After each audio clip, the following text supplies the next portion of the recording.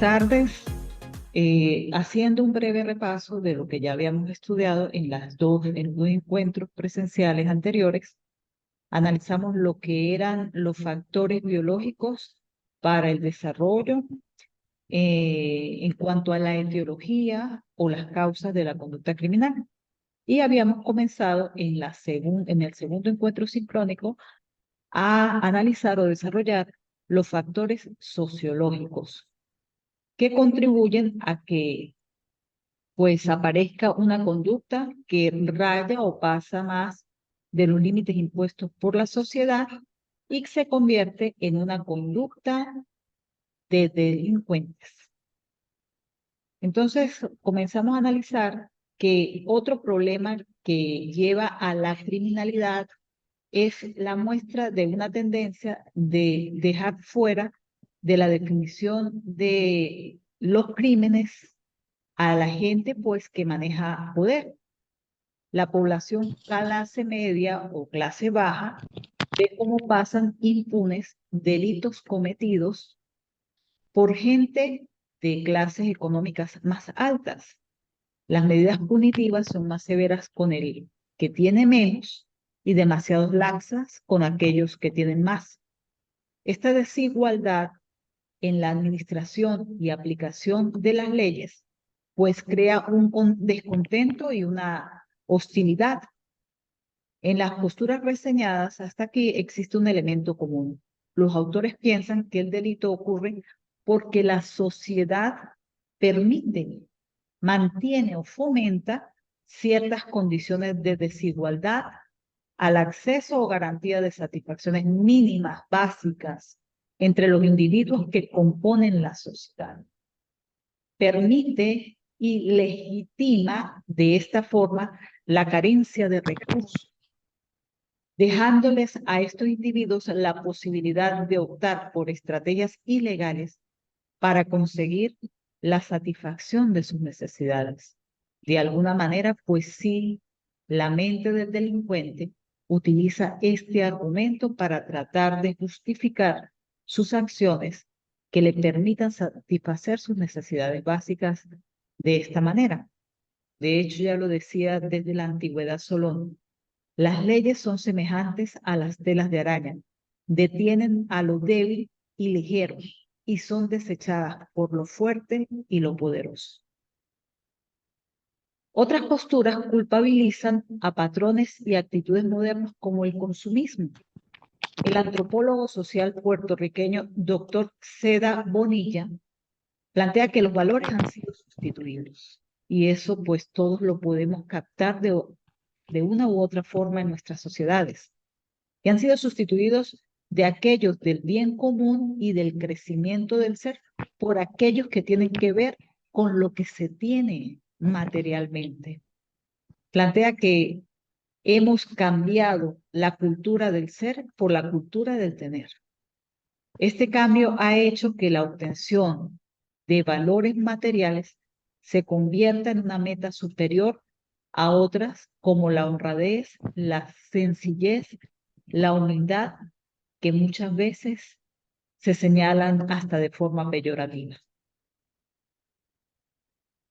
El conflicto social es otro factor importante que se debe tomar en cuenta a la hora de tratar de entender la etiología de la conducta criminal.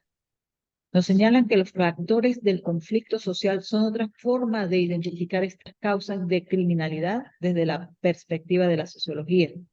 Podemos observar cómo los elementos estructurales y funcionales de todo el sistema social tienen tendencia más bien a integrarse por consenso social, lo que lleva a la consecución de un orden social.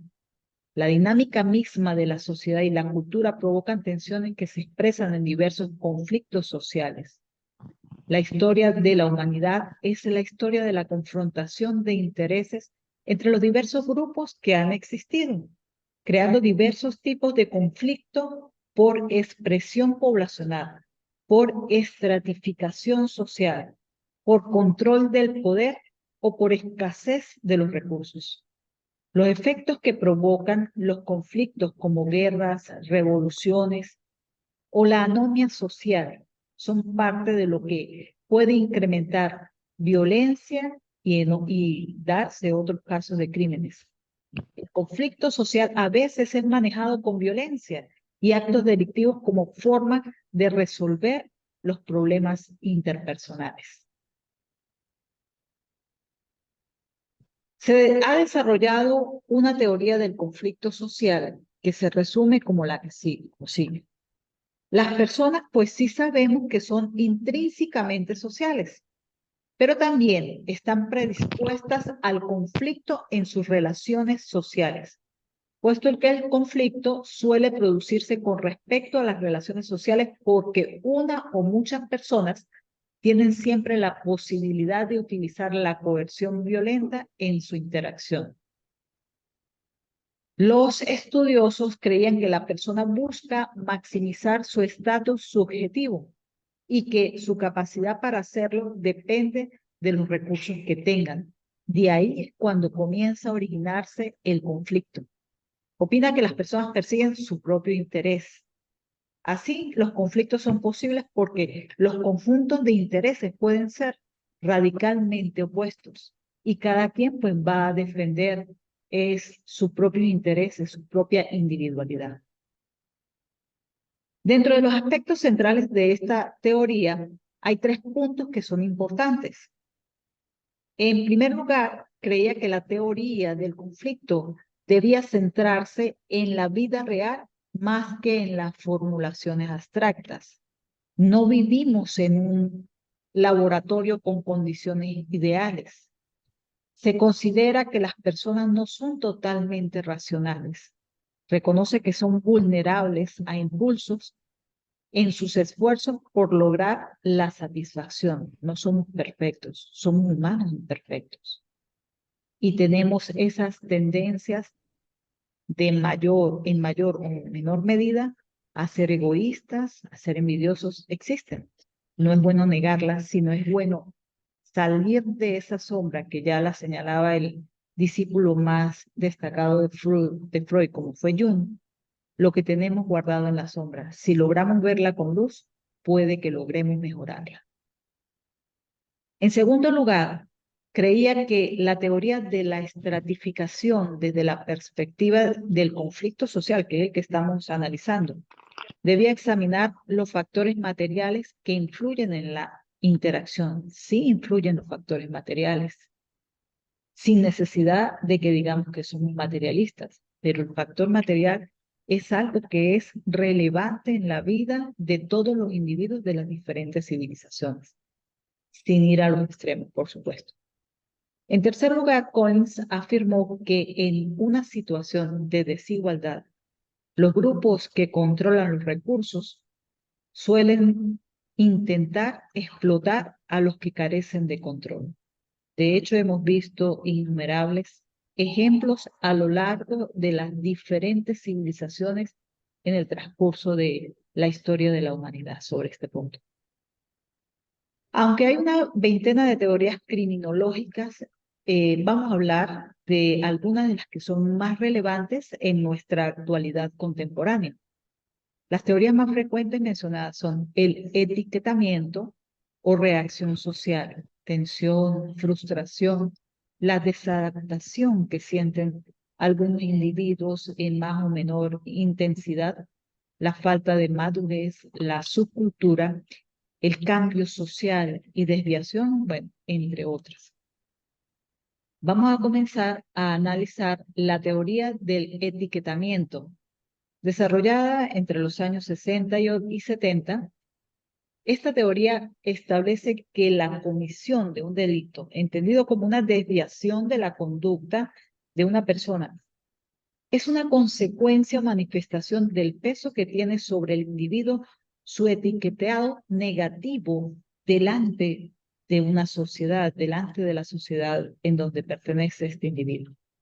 Este postulado presta especial atención a la conducta de minorías o colectivos habitualmente etiquetados, pero de forma negativa, y cómo afecta a su conducta ese comportamiento generalizado y aceptado por la sociedad. Sí tiene un valor importante con qué ojos nos ven nuestros semejantes y con qué ojos vemos a nuestros semejantes. Lo está demostrando la ciencia. El famoso efecto Pigmalión, que demostró cómo las expectativas de figuras significativas producían una influencia real en los individuos. No vamos a explicarlo en este momento por razones de tiempo, pero estoy segura que la mayoría sabe exactamente el experimento que realizaron con estudiantes de secundaria y dieron estos resultados del efecto Pigmalión tan interesante. Otra teoría es la teoría de las ventanas rotas. Este postulado fue desarrollado aproximadamente en 1982 y es comúnmente recordado por su aplicación por parte del ayuntamiento de la ciudad de Nueva York para luchar contra la alta tasa de criminalidad que azotaba a esta región entre los años 80 y 90. Según los criminólogos estadounidenses, la percepción positiva del entorno urbano ayuda a que se reduzca el vandalismo y la criminalidad. Y aquí, de forma coloquial, podemos utilizar nuestro refrán popular que dice a papaya dada, papaya comida, que de forma jocosa muestran esta imagen donde están los 12 mandamientos, los 10 mandamientos y colocan dos más para que sean 12. El 11 es no dar papaya y el 12 es a papaya partida, papaya comida. Esto lo que significa es que exactamente nosotros debemos de evitar o dar la posibilidad o mostrarnos como personas vulnerables ante delincuentes, porque si el delincuente o la persona que tiene esa mente criminal ve la oportunidad, se le hace más fácil, lo va a hacer, a cometer el crimen. La conclusión de estos expertos es que es necesario arreglar el problema cuando es pequeño. Un edificio con ventanas rotas atraerá el vandalismo y a mediano plazo puede traer consecuencias peores. Igual ocurre con la acumulación, por ejemplo, de basura o el descuido del mobiliario urbano. Mantener el entorno cuidado servirá para disuasión de crímenes menores y comportamientos antisociales. Esa es la idea. Por otro lado, está la teoría de las actividades cotidianas o rutinarias, que fue formulada a finales de los años 70 y que señalan los expertos que hay una clara conexión entre las rutinas cotidianas de la persona y aquellos actos no delictivos y las acciones ilícitas que cometen. Si comenzamos a jugar desde nuestra edad de adolescencia con armas, eh, planteando en el roleplay las funciones de delincuentes, de alguna manera esto se introyecta en nuestra psique y nos va a hacer más propensos a que actuemos de esa manera, como delincuentes.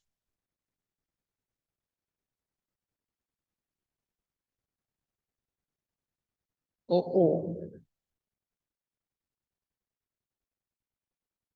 estamos en vivo. Según esta teoría, el delito se produce cuando coinciden tres elementos. El delincuente tiene una motivación para realizarlo y la víctima u objetivo es algo alcanzable. Además, como tercer elemento, señalan que falla el control social o escudo garante que protegería a la víctima u objetivo. Quisimos colocar este video en donde vemos cómo se va a producir un robo a una víctima, una potencial víctima, y cómo la presencia de un animalito, como lo es el perrito, pudo disuadir al delincuente a que no realizara su acción criminal. No más con esa presencia de, digamos, una figura o un símbolo de fuerza, un símbolo como de cierta autoridad, se pudo evitar el acto criminal. Recordando un poco el caso de Luis Alfredo Garavito, conocido como La Bestia, que es lamentablemente uno de los mayores delincuentes o asesinos de la historia y es colombiano, de nuestro hermano país. Se analiza cómo fue que logró, señalan que él está procesado por aproximadamente 200 víctimas, pero están señalando en las últimas investigaciones que al parecer fueron mucho más, hasta 400 señalan. ¿Cómo fue que este individuo pudo realizar tantos crímenes y pasar desapercibido? Y una de las cosas que señalan era el estado de descuido en que se encontraban las poblaciones que él atacaba, que eran los niños, era un pedófilo, pederasta, asesino, y que en la Colombia de los años 90, cuando él tuvo esas acciones delictivas, pues también se encontraba con muchas luchas en donde, bueno, aparecían 30, 40 cadáveres diarios, entonces prácticamente no se le prestaba la atención de que si aparecía un niño muerto o un niño desaparecido, porque no aparecían muertos, sino que simplemente se desaparecían en la mayoría de los casos. Entonces, este persona criminal, pues, actuó en río revuelto porque efectivamente faltaron elementos sociales de protección que pudieron actuar a favor de él. O sea, es como un pescando en río revuelto. La teoría de la elección racional, también desarrollada en los años 80, parte de la idea de que las personas que cometen delitos deciden realizar esas acciones basándose en su juicio. Es decir, sopesan las oportunidades y el beneficio que esperan obtener con la realización de ese hecho delictivo y evalúan el riesgo que supondría ser atrapado. Aquí le ponemos como ejemplo en la imagen lo que fue denominado el robo del siglo en Colombia, en donde personas con un nivel cognitivo intelectual considerable, pues analizaron, proyectaron, estructuraron y diseñaron el robo a una entidad bancaria muy importante en Colombia. Y lo interesante de este caso fue que estas personas con este nivel de intelectualidad desarrollado, pues estaban proyectando a una cantidad de mucho menos, de menos de la mitad de lo que lograron y se lo lograron extraer, robar es la palabra, extraer del banco y cómo esta persona sí tenía el raciocinio y una inteligencia también bastante considerable y lograron hacer este acto delictivo. ¿Qué pudiéramos hacer con una inteligencia de este nivel? Utilizada para el bien. Y gente aún con estos niveles y no con unas deficiencias para poder señalar el factor pobreza que lo analizamos en la clase pasada, sino que no era que estaban económicamente inestables, pero no estaban en un nivel de economía de pobreza y logran hacer actos y logran utilizar esa inteligencia, pero para cometer actos criminales. Buscan el beneficio propio. Este comportamiento delictivo tiene, por tanto, un propósito y es racional. Se realiza un proceso de toma de decisiones que psicológicamente acerca a los delincuentes a las personas que no cometen los hechos ilícitos. Estamos hablando con personas como usted y como yo, que estamos hablando de una manera amable, de una manera racional, no somos diferentes al resto de la población, no tenemos nada que nos indique, que nos puedan identificar como seres que podemos cometer actos delincuenciales, que tenemos una mente criminal, sino que nos acerca a la población media. Nos podemos confundir fácilmente, o ellos se pueden confundir fácilmente. Otro factor social muy importante en el desarrollo de una conducta criminal es la hiperviolencia en la sociedad moderna, que se caracteriza por ser una fuerza destinada a sojuzgar a otros para el beneficio y satisfacción del deseo del que conduce o lleva a la acción esta conducta hiperviolenta. Se da en un contexto de amenaza donde se asume confrontar la existencia del otro y apunta a lograr que el otro ceda y se adapte a uno, a conseguir el beneficio o la voluntad de esa otra persona que está ejerciendo la violencia. La hiperviolencia apunta a tener al otro bajo control. Los otros dejan de ser semejantes y se transforman en instrumentos para usar en enemigos a los que hay que destruir.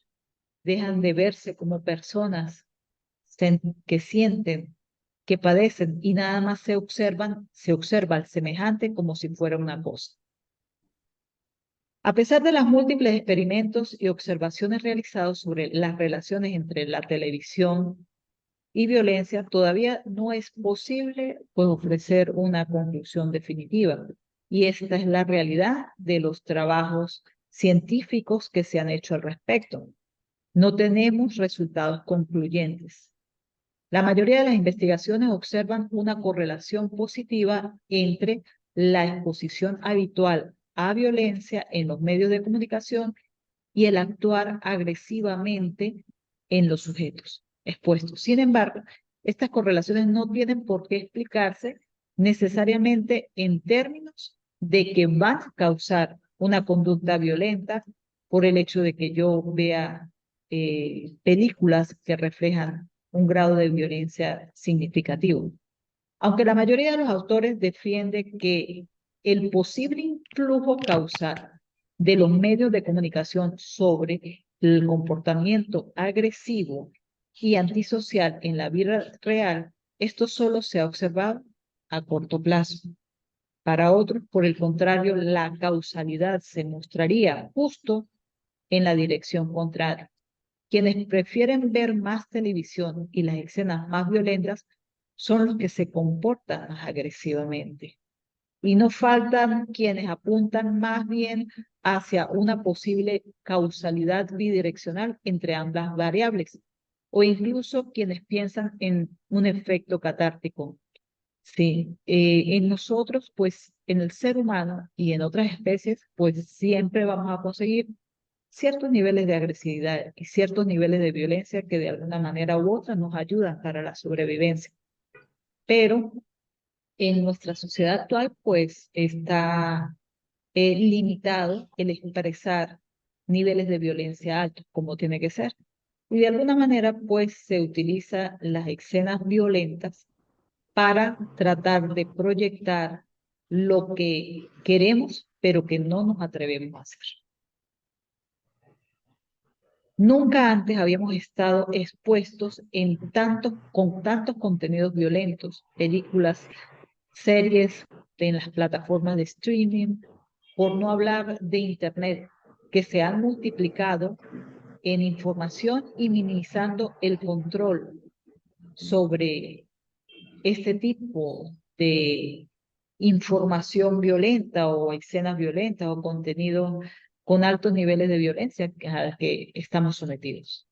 Programa recreativo en horario todo usuario que contiene elementos de lenguaje, salud, sexo y violencia que puede ser presenciado por niños, niñas y adolescentes, sin la supervisión de padres, madres, representantes o responsables. De hecho, más de la mitad de los programas de televisión que se emiten a lo largo del día, pues sí contienen violencia en cualquiera de sus formas. Esa es la realidad que estamos viviendo. Algunos de estos programas se emiten incluso en franjas horarias definidas para el público infantil, que inexplicablemente han conseguido una catalogación de actas para una edad muy lejana a la que probablemente se deberían presenciar estas escenas. Por lo tanto, es obvio que hay muchos niños y adolescentes que visualizan programas cuyas imágenes quizás no sean las más adecuadas, de las cuales pueden obtener pensamientos erróneos sobre lo que es la violencia. Las películas y series muestran unas imágenes que no se acercan suficientemente a la realidad. En el contexto que nos ocupan, acostumbran a tener menos sangre de lo que habría si esa situación pues realmente fuera real, ¿no? Y si hay lo que suficientemente, o sea, es suficientemente falsa para que los espectadores no se escandalicen y terminen normalizando estos hechos. Además, la propia estética que tienen las imágenes de este tipo es increíble y va acompañada de música y otros estímulos que terminan por hacer crear un ambiente violento que se pueda pensar que pudiera ser atractivo. Este es un video que salió en la televisión turca. Increíble, uno entre más vive más ve, porque yo también trabajo con violencia de género y pues también había visto muchas cosas, pero esto no lo había visto en ningún lado. Sale una maquilladora profesional en donde está dando una clase de maquillaje para enseñarle a las mujeres cómo pueden disimular los moretones que salen después de haber sido agredidas por sus esposos, por sus parejas. No se sabe si la modelo fue golpeada realmente o los morados también eran maquillados, pero en todo caso, eso es más que mal gusto, es una situación en donde se quiere normalizar y totalmente aceptar esa agresión física hacia la mujer.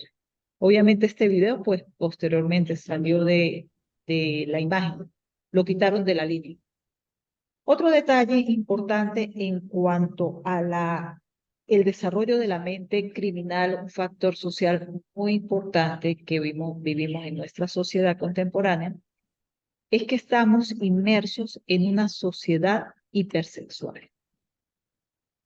Nosotros observamos que la familia está inmersa en una sociocultura que orienta o dirige comportamientos y que ha venido normalizando conductas que a veces sorprenden por los altos niveles de violencia que se han tolerado en tan corto tiempo como la letra, por ejemplo, de la música del género de reggaetón y la tecnología con sus juegos que son bastante violentos.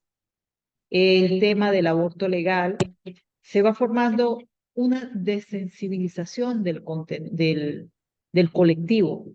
Nosotros vemos, por ejemplo, la figura de este artista, Benito Antonio Martínez, conocido como Bad Bunny, en donde nosotros podemos ver el contenido de las letras de su música, que es altamente sexual, señalando a la mujer como una cosa, como una cosificación, y también presenta niveles de violencia considerables. Inclusive, elegimos esta imagen para mostrar en la diapositiva, donde podemos ver símbolos en sus videos directamente de espiritismo o satanismo. Y este señor fue el ganador de un premio Grammy al mejor álbum de música urbana. Eso es lo que estamos premiando en el mundo. También otro hecho es que el portal Pornhub, que es el más grande que hay, reportó, por ejemplo, en el 2018, que fue cuando hice un trabajo relacionado con la pornografía, en la disminución del consumo del porno softcore, que es conocido como el porno suave, al porno hardcore, que es el porno duro, que no precisamente significa el porno hardcore violencia, pero sí muestran escenas explícitas de penetración sexual. Entonces se va aumentando los niveles tanto en el gusto de la sexualidad en el consumidor, haciéndolo más explícito.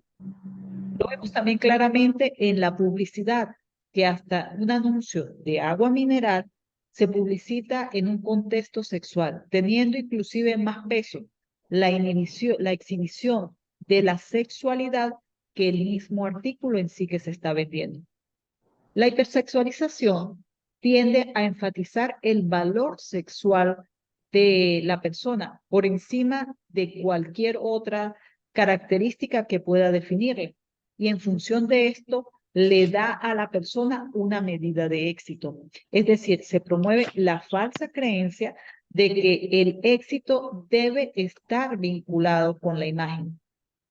Esto es otra forma de violencia.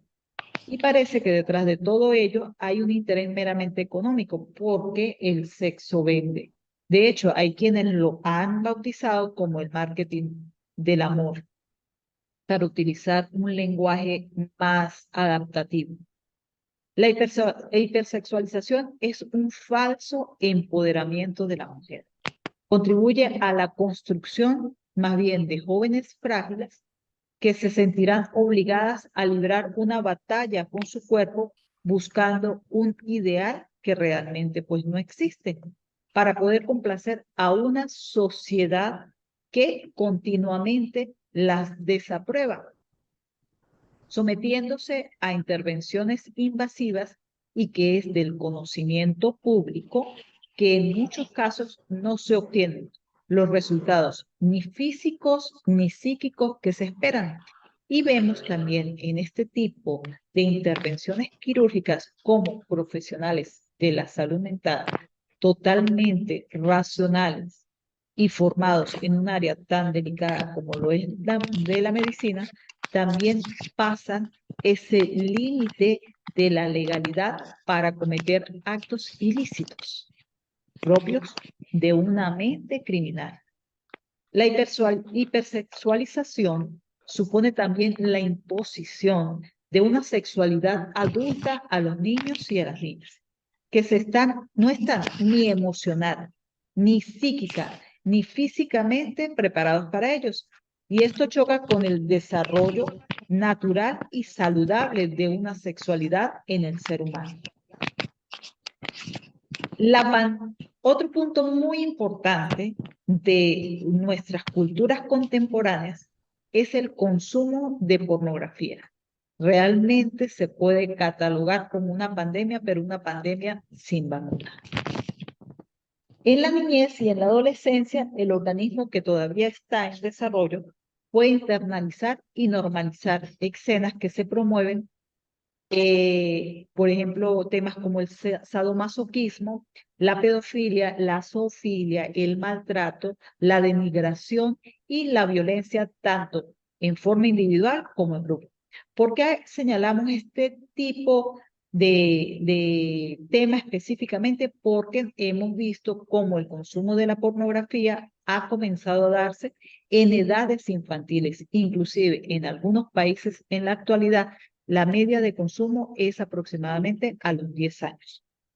Y esto puede llevar a que la persona adopte actitudes y conductas antisociales, siendo más agresivo, punitivo y coercitivo, por ejemplo, con las mujeres, menos atento a sus preferencias sexuales, así como más insensible ante el dolor y el sufrimiento, por ejemplo, de las víctimas de violación, llegando incluso a fantasear, excitarse y llevar a cabo alguna conducta que sea de tipo coercitiva. Y a las adolescentes, a las niñas y adolescentes, pueden normalizar e interiorizar numerosas prácticas consideradas agresiones graves para sí mismas, sintiéndose cómodas con los roles de objeto sexual, aceptando su cosificación. Ser un objeto significa que es considerado como algo bonito, que puede ser utilizado y que cuando se daña o cuando el usuario se aburra de ese objeto, esa cosa puede ser tirada a la basura. Y dentro de la pornografía, otro tema social relacionado es la contemplación frecuente de pornografía y violencia. Y aunque en realidad son pocos los estudios científicos que se relacionan con estos dos factores, tenemos que famosos asesinos en serie que han confesado directamente un vínculo con la pornografía, como es el caso de Ted Bundy, a quien se le acusó de 36 asesinatos. Por favor, lean los subtítulos que están en español en la última entrevista que se le hizo a este famoso asesino en serie antes de su ejecución, y observen el argumento que él señala como una de las posibles causas de su conducta criminal. One home with two dedicated, loving parents, 5 brothers and sisters. a home where we as children were the focus of my parents' lives, where we regularly attended church, which are Christian parents who did not drink, they did not smoke, there was no gambling, there was no fighting at all. Basically, I was a home. I wasn't in some guy hanging out in bars with mom.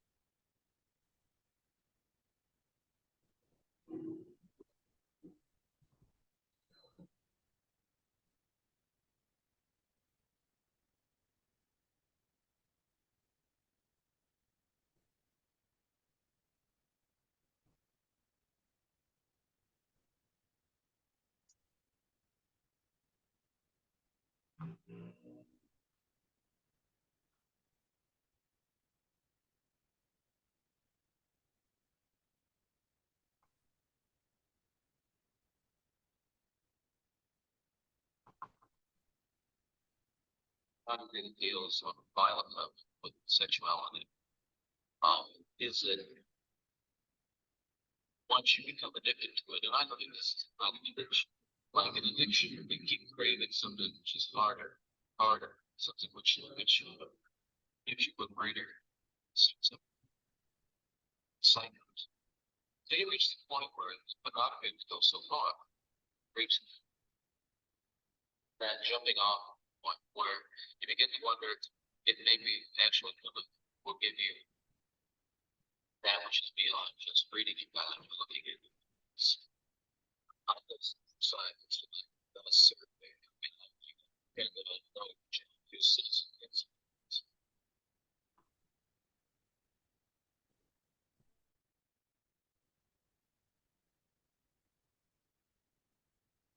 It's like out in section every month.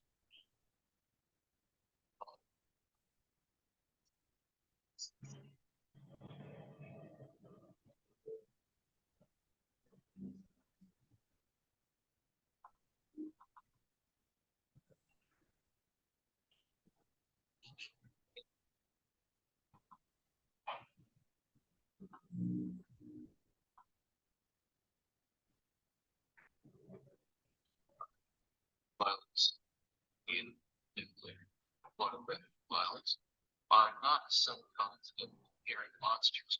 We are yourselves and we are your husbands. You will live regular families. Monogamy can reach out and snatch a kid out of any house. They snatch me on the road, they snatch me on.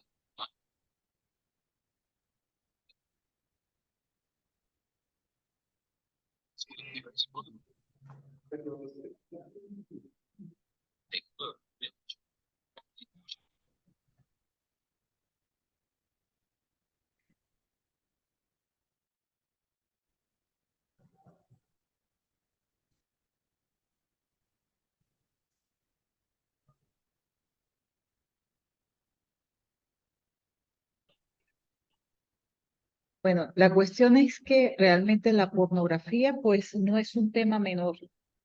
Sabemos que es una industria que maneja grandes sumas a nivel de economía, a nivel de finanzas, y por lo tanto, de alguna manera, ha frenado también.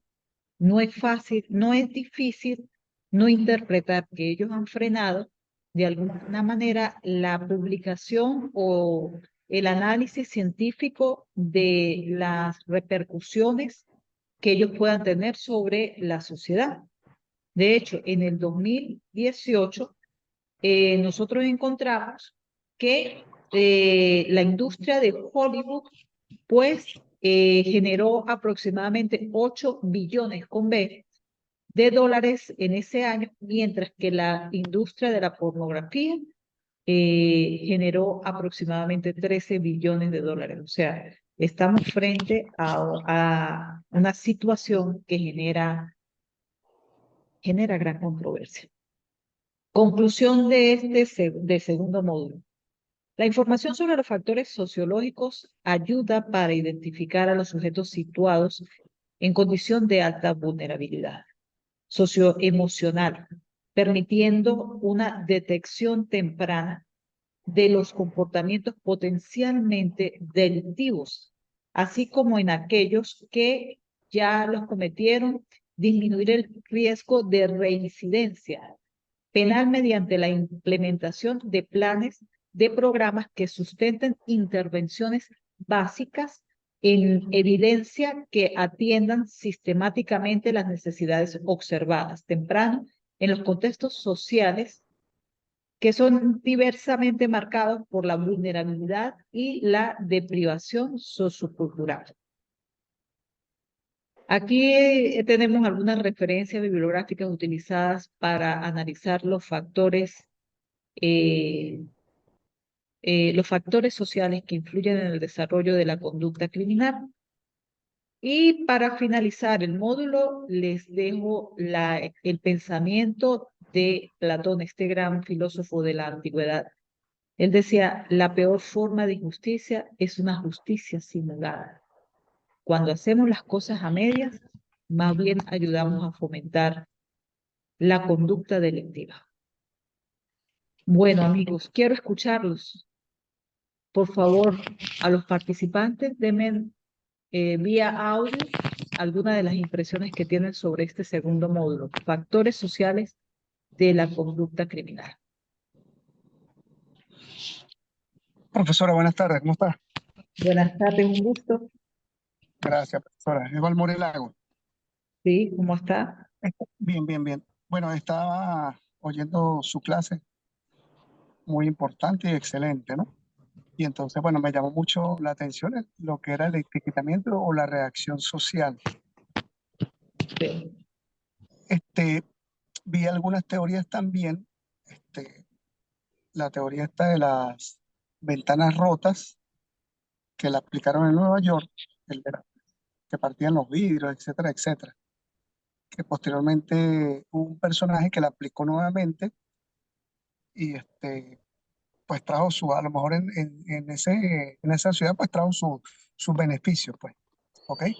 Este, Vi algo también que mencionaba allí, lo del roleplay, de conductas que de alguna manera se hacen cotidianas, bien sea por juego, por convencionalismo entre los jóvenes, ese rol que asumen a veces de delincuente, la jerga que ellos utilizan también inclusive. O sea, son varios aspectos, ¿no? Que los muchachos lo hacen tan cotidiano que después lo hacen con naturalidad. Y a mi entender, eso le facilita el camino del o sea, a lo que llaman el crímenes, pues. Es fácil meterse allí si mantienen una conducta así de esa manera. Usted mencionaba también lo de la hiperviolencia moderna, lo del tema de la televisión, pero tenemos un problema hoy por hoy, que a veces, bueno, ok, habrán películas que son un tanto violentas, a pesar de que tienen una clasificación de acuerdo a la violencia, escenas de sexo, etcétera, etcétera, tienen un horario. Pero ahorita el acceso es fácil para todo el mundo con películas Netflix, a pesar de que hacen las observaciones de igual manera, que si es para mayores de 18 o menores, siempre se hace la observación. Pero en las redes sociales, que es el boom que tenemos actualmente, existen situaciones que han generado violencia y sobre todo en niños y adolescentes. Los llamados retos que ellos impulsan a través de las redes han causado muchos eventos violentos en los adolescentes. Y no solo en los adolescentes, no con ellos mismos, que, que es lo que básicamente buscan, ¿no? Sino también que se lo aplican a otras personas. Muchos videos que se montan allí. Eso es en esa parte, ¿no? En el caso de los retos. Y hay un aspecto que me pareció súper importante, que es lo de la pornografía. Y efectivamente, en la clasificación de los gananciales, de las ganancias de este delito, es bastante alto. Como están prohibidos, entonces, por supuesto, las ventas de los videos para aquellas personas que tienen algún tipo de- o padecen algún tipo de enfermedad, en el caso de los pedófilos, perdón, y pueden inclusive llegar a la pederastia. En fin, pero la pornografía es un tema que debe ser de mucho cuidado, no solamente con los padres, sino con toda la sociedad, porque es un mundo muy cruel, muy rudo, y afecta demasiado, independientemente que lo puedan tomar como económico, porque usted mencionó las ganancias que produce, 13 billones, creo que le entendí, la ganancia, ¿no? Es un monto bastante alto En el para eso. 2018. Ajá. Entonces, esto es súper delicado el tema de la pornografía. Eh, sí es complicado y evidentemente produce algún tipo de efecto en adultos. Imagínense en menores, en adolescentes, lo que son niños y adolescentes. Y lo otro, es lo delicado, es la pedofilia. Cómo estos depredadores van captando víctimas día a día con el tema de la pornografía infantil. De hecho, ellos tienen unas etiquetas, unas imágenes que los hacen identificar. Y también, a pesar de que no lo utilizan en la web normal, tienen la web oscura, la web, que es donde regularmente ellos tienen sus actividades. Entonces, a veces tenemos que colocar esos, eh, los controles parentales de los muchachos o inclusive los adultos, porque hay personas que son enfermas y esto, por supuesto, lo utilizan como herramienta para satisfacer ciertas cosas. Ese era el comentario que quería hacer, profesora. Gracias, licenciado, excelente. No sé si la doctora quiere agregar algo. Buenas tardes, sí, por supuesto. Desde que estuve en la segunda unidad que usted impartió y que comenzó a hablar de las bases sociológicas, tuvimos una conversación de unos cuantos minutos que parecía que no se quería terminar esa conversación por lo fundamental que yo veo que los factores sociales influyen. Y es como decía Garófalo que entre toda su teoría y dándole acentuación al aspecto psicológico, para él no existe el delito sino el criminal y que esa conducta, así esté con la influencia genética, el aspecto biológico, estructural, no tenía la menor duda de que el aspecto social es determinante. Así como hay un código genético en el ser humano, yo a lo largo de todas las lecturas que he realizado y lo que le he escuchado, creo que la sociedad también le imprime un código a los seres humanos a través de los medios, a través de todas estas nuevas redes sociales que tenemos. Pero fijémonos cómo una persona puede nacer dentro de una familia criminógena y probablemente salga con suerte de no seguir la misma ruta. Pero lo más probable es que aunque genéticamente esté bien, no tenga un problema de tiroides, no tenga un problema en el cerebro, a lo mejor esa idea de estar conectado y ser fiel a su familia, sigue esa ruta. Y ejemplos hay muchos de cómo vemos que en el aspecto social se van contaminando uno tras otro, no solo en el ámbito familiar, sino también en los ámbitos grupales, como lo podemos ver a través de todas estas teorías. Creo que el aspecto social, a mi modo de ver, profesora, tiene un gran peso y definitivamente pues hablar de la conducta criminal, cada una va a tener un peso, pero la parte social, esa influencia del entorno va a ser determinante. Sí, es así, excelente. Sí, en los aspectos sociales nosotros le damos como una mayor importancia. Fíjense que muchas de las cosas que hablamos ahí, que ya se tienen como teorías avaladas por el método científico, pues son del sentido común. El tener un ambiente apropiado facilita para que se produzca el crimen, pues todo el mundo lo sabe y la mayoría de la gente pues lo evita, ¿no? Pero los factores sociales son importantes porque es como que son los factores en donde podemos influenciar de una manera más clara en factores biológicos propios individuales de cada quien, pues es difícil. Y ahorita vamos a analizar un poco los factores psicológicos que también son como muy del sujeto, del individuo, y como sociedad, pues nos es un poquito más complejo influir, mientras que en los factores sociales sí tenemos como cierto control, entre comillas, o podemos gestionar de una manera más efectiva para que se produzcan cambios en los mismos. Por ejemplo, el tema de la pornografía, que, o sea, sin ánimos de exagerar, sí podemos decir que se está convirtiendo en un problema de alto perfil de delincuencia, porque detrás de la pornografía, como bien lo dijo el licenciado, está la parte esa de querer utilizar lo que es prohibido. En este caso, lo de los niños. Sabemos que hay una industria en cuanto al secuestro y la utilización de menores de edad para estos fines. De hecho, actualmente, ahorita en el 2023, hay una situación con este actor y productor Mel Gibson, que fue el que hizo películas tan importantes como La Pasión de Cristo, Apocalipto, que fueron películas muy, muy buenas, de alto nivel de calidad. Y él pues está tratando de hacer como una especie de película documental donde señala el secuestro y la desaparición de menores de edad. Y es una industria importante y que nos hace daño y que nos va a seguir haciendo daño. Y si este año, según información que he leído, parece que las Naciones Unidas van a aprobar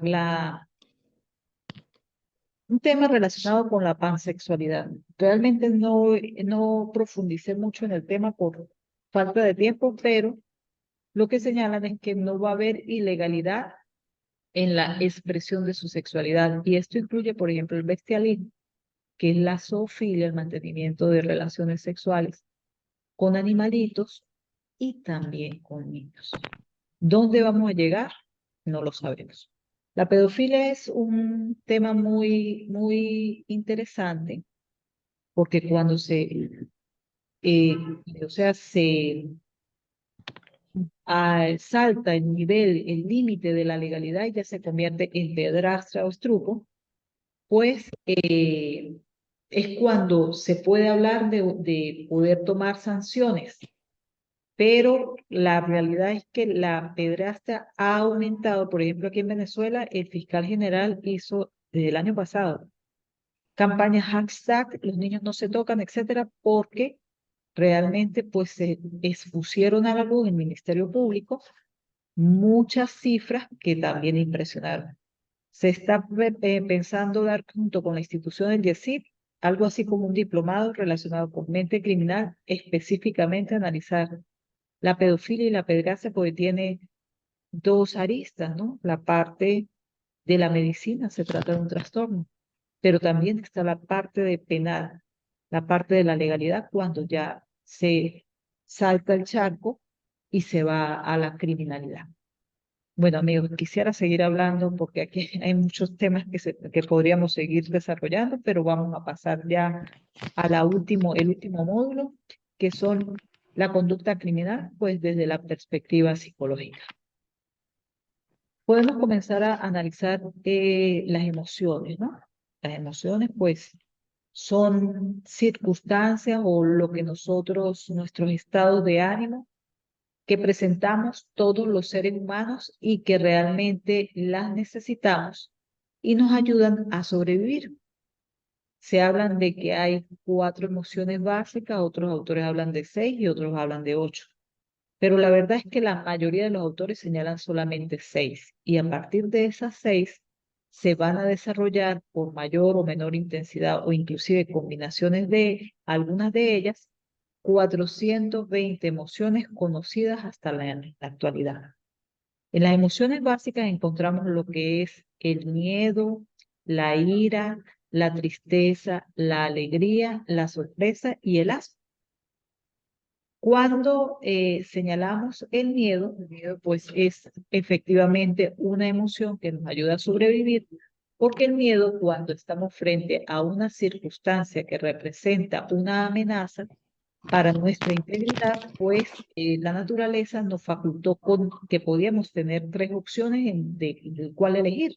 Por ejemplo, si estamos frente a un león y no está en una reja, en una jaula el león, sino lo tenemos frente a frente, nosotros tenemos tres posibilidades. Una, salir corriendo, huir. La segunda es atacar, que si hay casos registrados de ataque a fieras en donde no se tiene la mayor probabilidad de sobrevivir, pero sí han logrado sobrevivir seres humanos. Y el paralizarse o bloquearse, porque tenemos que instintivamente los animales les gusta cazar detrás de una víctima que se mueva con mucha rapidez o con mucha velocidad, porque eso es lo que significa es sanidad. A los animales les gusta es cazar, pero claro, si hay que comer del muerto, pues, y no tienen otra posibilidad, pues eso es lo que hacen. Pero en realidad, cuando se utiliza este mecanismo, lo desarrollaron las especies, porque muchas veces cuando ellos se paralizan o se hacen los muerticos, el animal atacante, el animal agresor, pues los deja pasar porque no les gusta comer de los muertos, ¿no? Pero no es una parálisis de que me hago el muerto, sino que realmente se han observado que disminuyen todas las constantes vitales, la parte de los latidos cardíacos, la respiración, etcétera. Bueno, total que el miedo sí es bueno, nos ayuda realmente a sobrevivir, porque imagínense que nosotros viéramos un león y no saliéramos corriendo, hiciéramos algo para tratar de ayudarnos a sobrevivir.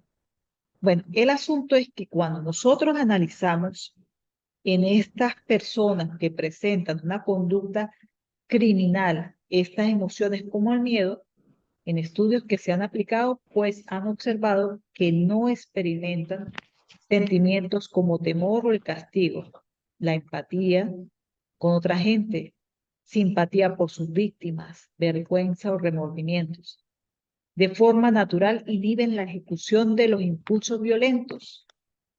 Se hizo un estudio en donde se observaron las reacciones de 25 personas que ya habían transgredido la ley y que tenían una clara conducta criminal, ya se encontraban encarcelados en prisiones de alta seguridad, y los investigadores comenzaron a comparar los niveles de excitación de estas personas con los de un grupo de 24 hombres sanos, no presos, así como un grupo de 18 criminales que sufrían un problema de personalidad.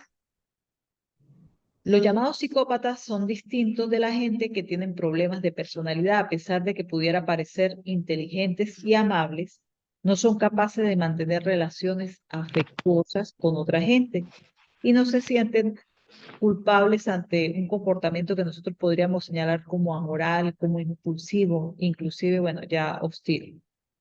Otra de las emociones básicas que todos experimentamos, pues es la rabia, ¿no? Y la rabia, pues también es muy importante que pues, esté presente en nuestra cotidianidad, en nuestra vida, porque el beneficio que tenemos de ella es que nos ayuda a poder mantener los límites dentro de nuestros espacios y poder, bueno, de alguna manera, levantar nuestra voz de protesta cuando algo nos parezca injusto, pero obviamente de una forma asertiva, sin llegar a un desequilibrio, sino de una manera equilibrada podemos hacer uso de la ira normal y poder hacer valer nuestros derechos.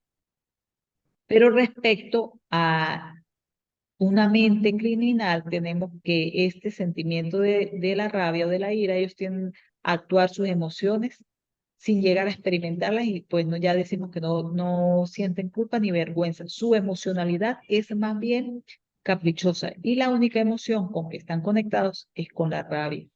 Por eso rara vez acuden por sí mismos a la consulta de un profesional de la salud mental. Y si lo hacen será por las consecuencias externas que haya tenido algún acto suyo, pero no porque sientan que han hecho algo malo. Por ejemplo, cuando maltratan a la pareja, la pérdida de la pareja, y en ese caso querrán más bien que le ayudemos a recuperarla porque su intimidación, que normalmente se ve en esta gente, o la manipulación, pues ya no les funciona, pero no asisten pidiendo ayuda con la intención de cambiar. En general, los psicópatas tienden a establecer relaciones de poder y de control sobre los demás. Por ello, un psicópata adaptado podría tener un alto cargo en la sociedad y ser un delincuente de lo que nosotros llamamos de guante blanco.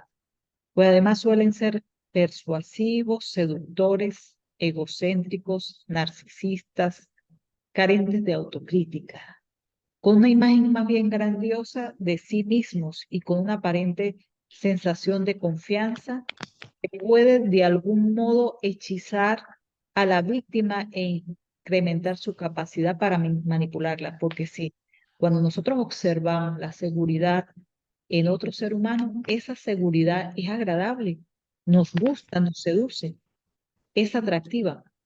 Por otro lado, en dichas relaciones ven a las personas como objetos que conseguir, son como depredadores que quieren conseguir su objetivo, satisfacer sus deseos, aunque eso implique aprovecharse, engañar o dañar a otro. Y no dudarán en ejercer la violencia si se interpone en su camino. En este sentido, no muestran nerviosismo frente al otro, por ello consiguen intimidarle. Precisamente de estos rasgos egocéntricos está el punto débil, pues tienen miedo de verse dañado su imagen de grandiosidad, porque tratan de sentirse poderosos ante los demás. Recuerdo el caso en estos estudios que pues hay realmente bastantes montañas de estudios sobre el análisis de la psicopatía que desde el punto de vista psiquiátrico pues no tenemos esa palabra. Lo más cercano en el manual de diagnóstico de estadística, el MD5, es el trastorno de personalidad antisocial. Pero se analizaron a uno de estos criminales y estaba implicado en la muerte de 10 personas, pero nada más había confesado 3.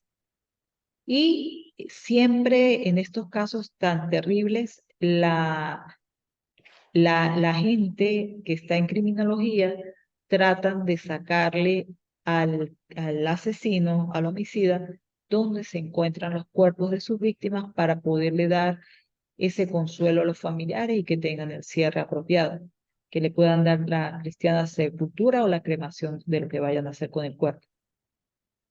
En cierto caso es que apelaban mucho al hecho de que le diera ese alivio a los familiares, de que a esa parte moral, a esa parte de principios.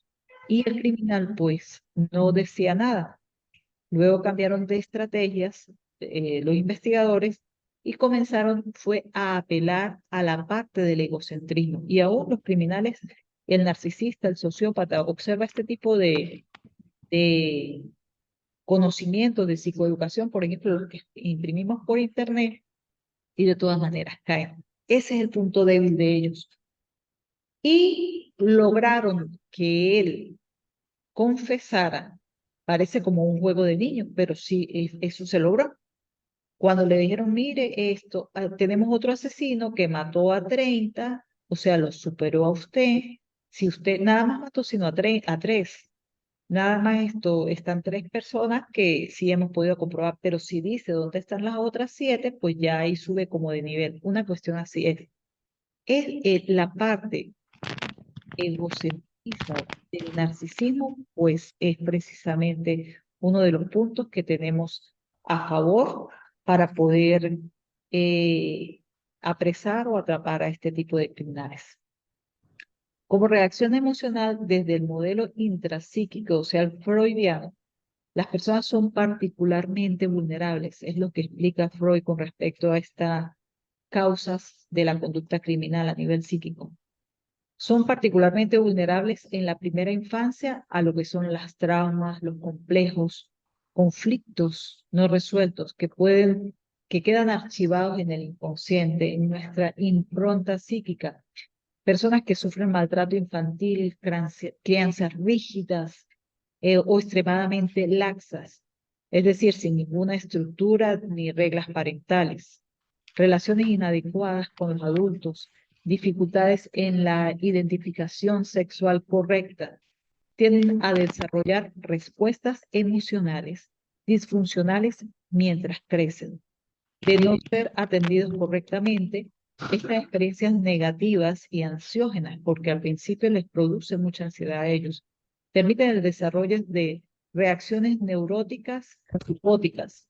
Las reacciones neuróticas es el conflicto que se crea entre el ello y el superyo, es decir, entre lo que yo quiero y la realidad que estoy experimentando.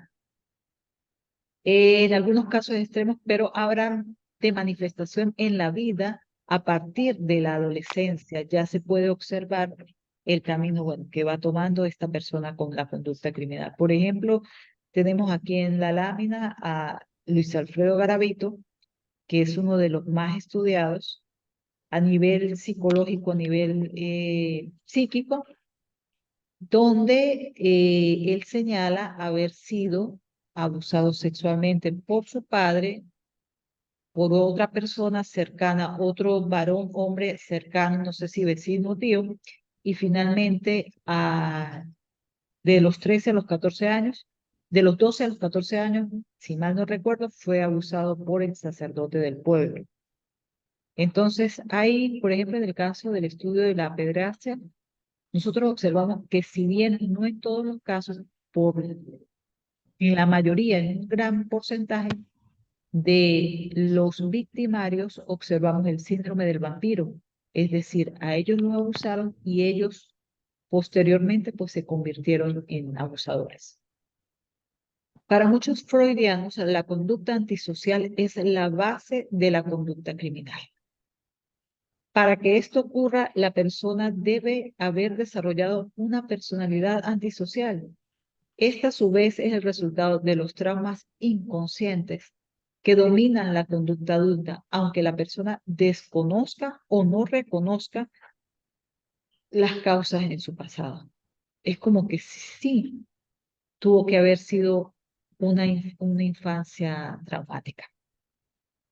También podemos señalar que la conducta criminal como una reacción aprendida desde el modelo conductista hablando.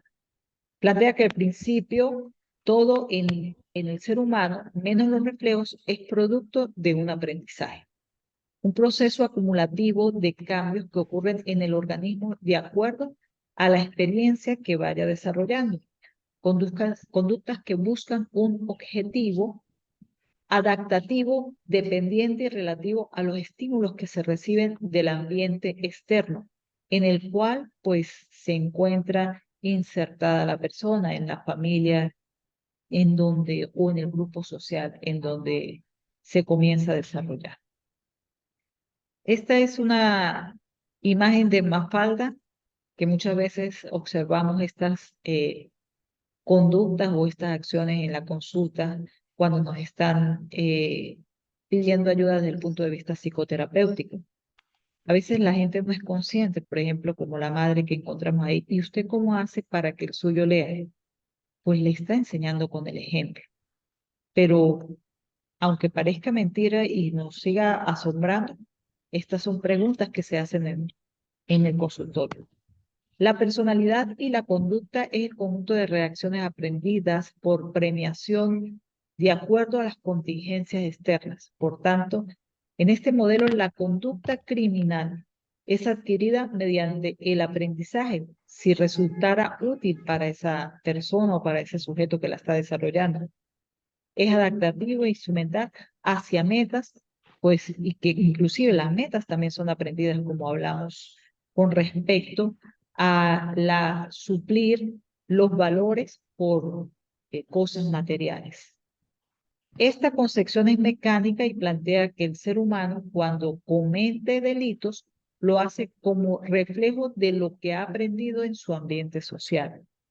En el sistema penal, la persona es responsable de la conducta aprendida y debe ser sometida a los procesos correspondientes de la justicia. De eso no hay la menor duda.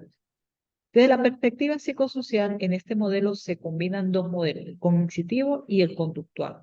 Cognitivo, pues recordemos que es todo lo que se refiere a la esfera del pensamiento, y conductual al comportamiento, planteando que el ser humano adquiere la conducta mediante el proceso de exposición, moldeamiento e internalización de valores, de actitudes, de conductas, de normas, de socialización primaria y socialización secundaria. Fíjense el juego del roleplay, que de repente pudiera verse como algo inocente y sin mayores consecuencias, claro, sin exagerar, pero si mantenemos eso por un tiempo prolongado, realmente sí va a pasar a nuestra impronta psíquica y comenzamos a sentir cierto agrado y cierta complacencia con ese tipo de comportamiento. Es igual cuando comenzamos a consumir pornografía. Al principio, porque también es considerada una adicción, es una adicción no comportamental, comportamental, no química. También generamos el efecto de la tolerancia y de repente imágenes que comenzamos a ver al principio, por ejemplo, la relación sexual entre una pareja heterosexual, pues ya no nos satisfaga y queremos buscar mayor variedad. Así después comenzamos a ver imágenes entre parejas homosexuales, posteriormente el uso de animalitos, zoofilia, después la utilización de niños, etcétera, y nos vamos como queriendo buscar imágenes de mayor impacto porque los niveles de dopamina, eso es todo un tema con el camino de la dopamina, cómo va queriendo buscar que aumenten los niveles de buscar la satisfacción, el hedonismo. Se plantea que puede ocurrir por imitación también el tipo de aprendizaje en donde hay presente tres factores. Primero, un motivo que induzca el cambio consciente o inconsciente. Un modelo que indique la dirección del cambio. Quiero comportarme como alguien que he visto, por ejemplo, en el caso de los artistas, ¿no? En el caso de los actores o los cantantes, etcétera. Una recompensa, por ejemplo, se puede pensar o introyectar, si me comporto como esa persona, lograré el mismo beneficio que él logró en esa conducta. Por ejemplo, nosotros vemos el caso de los que son llamados ídolos, que son ejemplos a nivel mundial, y tenemos que muchas veces estas personas pues están involucrados con problemas con la justicia. Por lo tanto, se comienza a normalizar e inclusive se comienza el hecho de ver bien, bueno, el ser confrontador con la legalidad. Otra forma de aprendizaje social es por el aprendizaje vicario.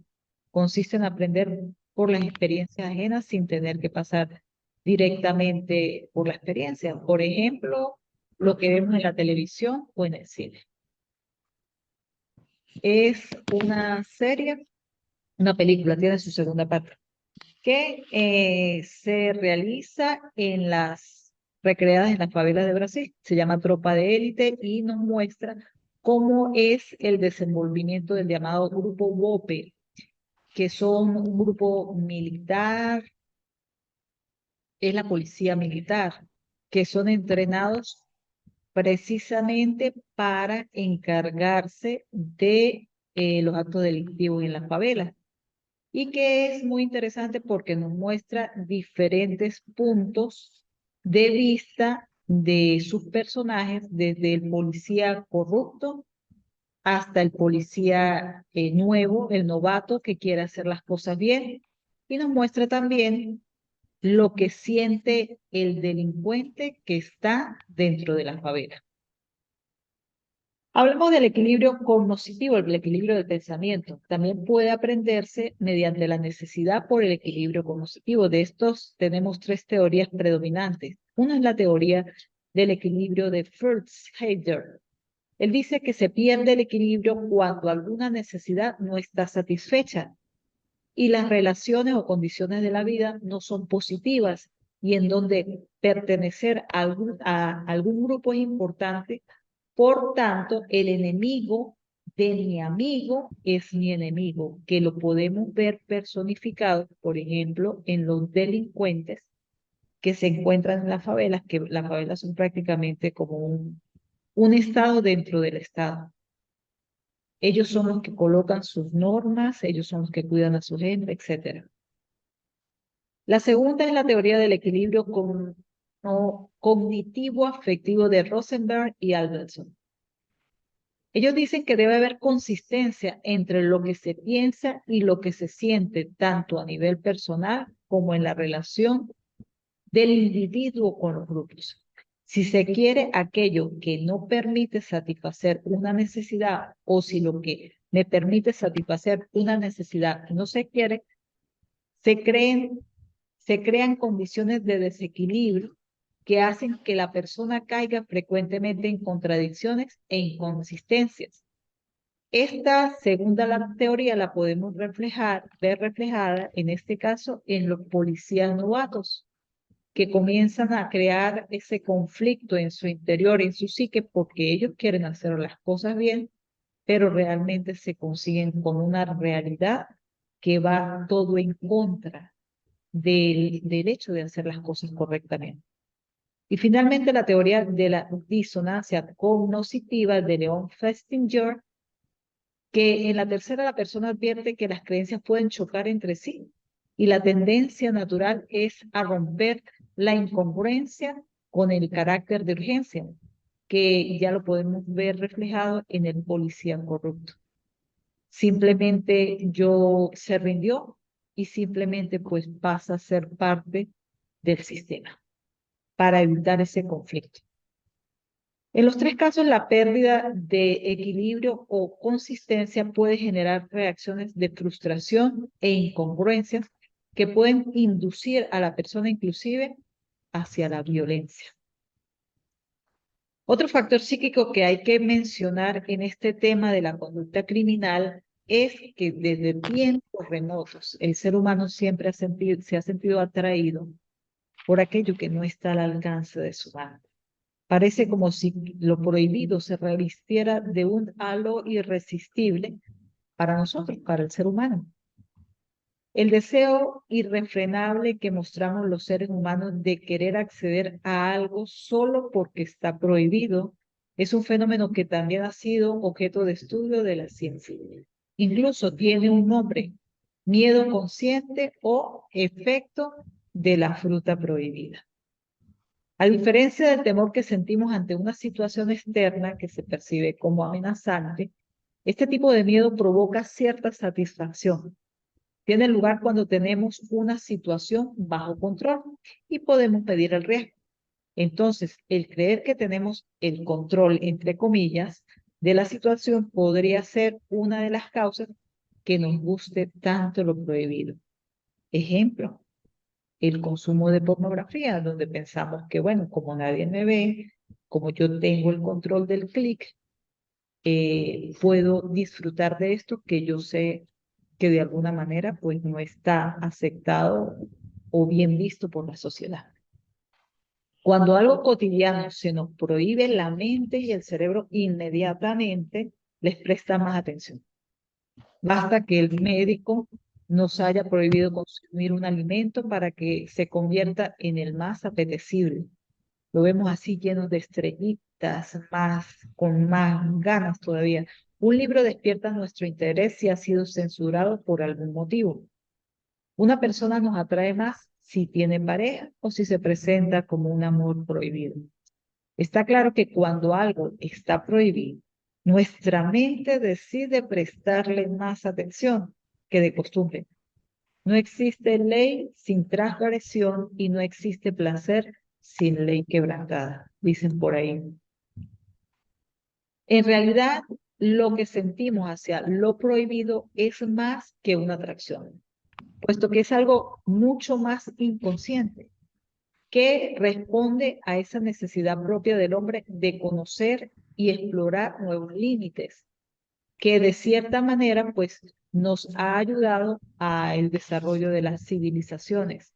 Si podemos ir más allá del límite, de lo que nos es prohibido, de lo que nos es oculto, pues vamos a desarrollar más. Es lo que la metáfora de la ranita que salta el charco.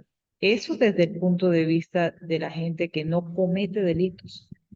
Ahora tenemos que la fuerza del deseo o gusto por lo prohibido también es determinada en gran medida por factores ambientales y genéticos que son los que lo modulan. Según los científicos, los portadores de la versión concreta del gen D4-DR muestran mayor inclinación hacia el riesgo, hacia lo prohibido. De repente encontramos dentro de los límites de la normalidad la gente que practica, por ejemplo, los deportes de riesgo. Y pues puede haber algo conectado con la gente que ya comete delitos o traspasa los límites de lo normal. Permítame un momentico. Ajá. ¿Ya van a cerrar? Bueno, mire, amigos, me avisan que ya van a cerrar. La diferencia entre el psicópata y el sociópata es que el sociópata está como más influido por factores ambientales, es como esta persona de barrio que es más impulsiva, mientras que el psicópata sí pareciera que es como que el que nace, el que tiene toda esta estructura mental, toda esta genética, el que sí es impulsivo, pero es mucho más estructurado.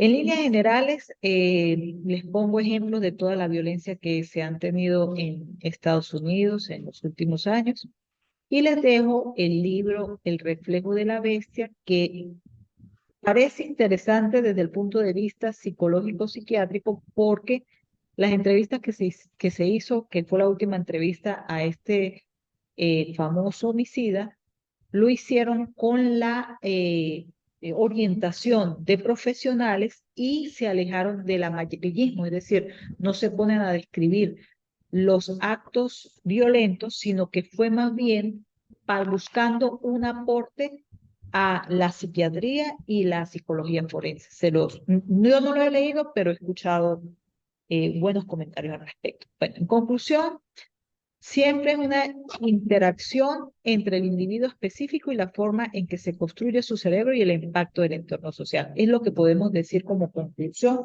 en cuanto a la neuropsiquiatría de la conducta criminal. No podemos afirmar con total especificidad, convicción y certeza que puede un factor más que otro. Simplemente me gustó mucho esta imagen, decir, señalar, la genética puede ser como que se pasó el gatillo, pero un factor ambiental o un factor psíquico fue como que el que disparó esta conducta que puede provocar tanto daño. Mis amigos, aquí les dejo las referencias bibliográficas. Finalmente les iba a dejar esta imagen que me agradó mucho porque al final de cuentas todos tenemos un libre albedrío y parte de nuestra normalidad pues también es tener rasgos psicopáticos, es lo que decimos en psiquiatría. Somos como un gran cuadro lleno de matices en donde tenemos rasgos de bondad y rasgos que no son tan bondadosos. Eso es lo que nosotros llamamos normalidad. Pero en nosotros está también, y en todas las personas está el hecho de poder alimentar uno más que otro. Creo que hemos concluido la materia de neuropsiquiatría de la conducta criminal. Me están apurando un poquito porque ya terminamos con el horario. Les quiero dar las gracias por su participación. Espero sus trabajos para el sábado que viene. Si tienen alguna pregunta, me la pueden hacer con mucho gusto por vía del grupo WhatsApp, que se la estaremos respondiendo. No sé si quieren hacer algún comentario final.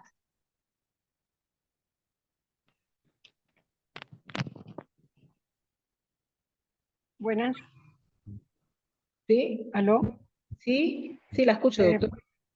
Sí, profesora, bueno, muchísimas gracias por todo su aporte y el soporte que nos ha brindado desde el punto de vista de la teoría, los ejemplos que ha brindado para poder comprender más toda esta materia interesante por demás, que siempre he pensado es la parte medular de la carrera que estoy realizando. Y en cuanto a la parte de psicología que acaba de decir, siempre estuve revisando las clasificaciones y de verdad que los psiquiatras, ellos casi no emplean el término de psicopatía y se remiten más bien a la clasificación del DSM-5. Eso me pareció interesante porque por lo menos se logra organizar y clasificar.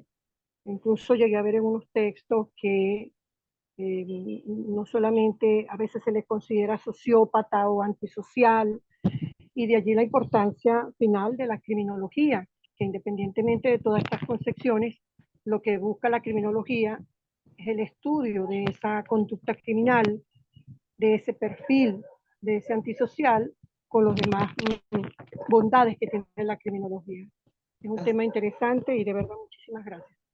Con mucho gusto.